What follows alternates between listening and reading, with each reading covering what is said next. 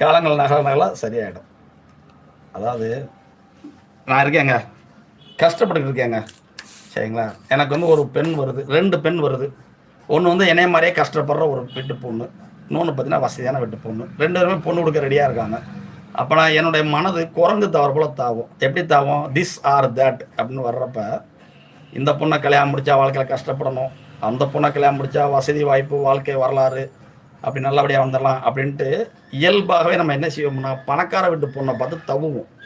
ஆனால் எங்களுடைய ஆசிரியர் உயர் திரு புதுடம்பத்தி என்ன சொன்னார்னா, யார் ஒருத்தங்க அதிகமாக நகை போட்டு வர்றாங்களோ, யார் ஒருத்தங்க வசதி வாய்ப்பில் பெரிய அதிகமாக இருக்கிறாங்களோ, அவங்க திருமணம் முடிஞ்ச பிறகு அந்த வசதி வாய்ப்பு தன்மையில் வந்து இழக்கிறாங்க, வாழ்க்கையில் கஷ்டப்படுறாங்க.